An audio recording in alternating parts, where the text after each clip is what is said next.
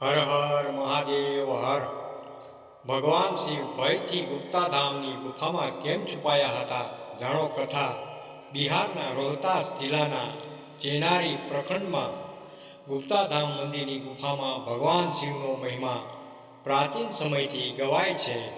કહેવાય છે કે ભગવાન શિવે ભસ્માસુરને એક વરદાન આપ્યું હતું, જેના કારણે તેઓ પોતે પણ મુશ્કેલીમાં પડ્યા હતા. મહાદેવ હર. અમારી ચેનલમાં આપનું હાર્દિક સ્વાગત છે.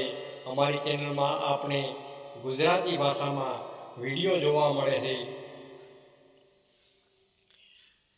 ધાર્મિક વાર્તાઓના વિડીયો, સનાતન ધર્મના વ્રત, કથા, વિધિ વાર્તા, પ્રચલિત માન્યતા તથા ધર્મભક્તિ સંબંધી વિડીયો આપને સાંભળવા મળશે. તો ભક્તિ વેદિકા યુટ્યુબ ચેનલને સબસ્ક્રાઈબ કરવાનું ભૂલશો નહીં. મહાદેવ હર. મહાદેવ હર. સનાતન ધર્મની માન્યતાઓ અનુસાર સોમવાર ભગવાન શિવને સમર્પિત કરવામાં આવે છે. આ દિવસે ઉપવાસનું ખૂબ જ મહત્ત્વ છે. કુમારિકા ભગવાનનું વરદાન મેળવવા માટે સોમવારના ઉપવાસ કરે છે, જ્યારે પરિણીતા બહેનો ઘરમાં સુખ અને સમૃદ્ધિ માટે ભગવાન ભોલેનાથના ઉપવાસ કરે છે. એવું માનવામાં આવે છે કે સોમવારે ભગવાન ભોલેનાથના ઉપવાસ કરવાથી વ્યક્તિની તમામ ઈચ્છાઓ પૂર્ણ થાય છે અને તે જે આશીર્વાદ માગે છે તે તેને મળે છે. ભગવાન શિવે ક્યારેય તેમના ભક્તોને હતાશ થવા દીધા નથી.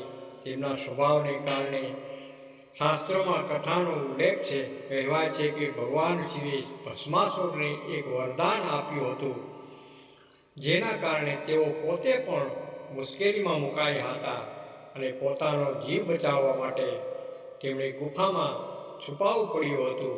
ચાલો જાણીએ કે તે વાર્તા શું છે. દંતકથા અનુસાર શાસ્ત્રોમાં લખાયેલી દંતકથા મુજબ એક સમયે ભગવાન શિવ ભસ્માસુરની તપસ્યાથી પ્રસન્ન થઈને તેમને આશીર્વાદ આપે છે કે જે માણસના માથા પર તે હાથ મૂકશે તે ભસ્મ થઈ જશે. આ આશીર્વાદ મળ્યા બાદ ભસ્માસુરના અંતકથી ઋષિ મુનિઓ હાહાકાર મચી ગયો હતો.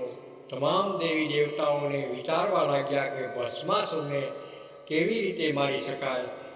આ દરમિયાન નારદ મુનિ ભસ્માસુરને કહે છે કે તમે એટલા મજબૂત છો કે તમારી પાસે માતા પાર્વતી જેવી સુંદર સ્ત્રી હોવી જોઈએ.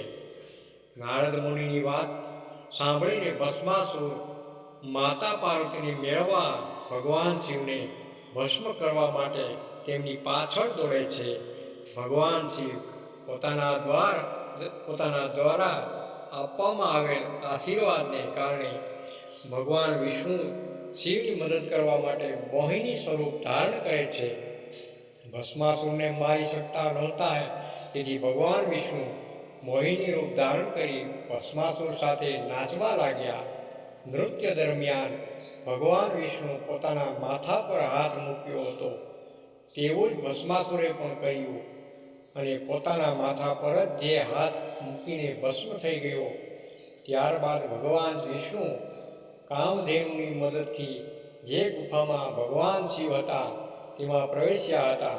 અહીંયા તમામ દેવતાઓ દ્વારા ભગવાન શિવની આરાધના કરવામાં આવી.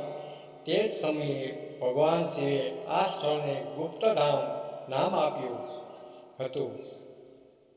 બિહારના રોહતાસ જિલ્લાના ચેનારી પ્રખંડમાં ગુપ્તાધામ મંદિરની ગુફામાં ભગવાન શિવનો મહિમા પ્રાચીન કાળથી ગવામાં આવે છે.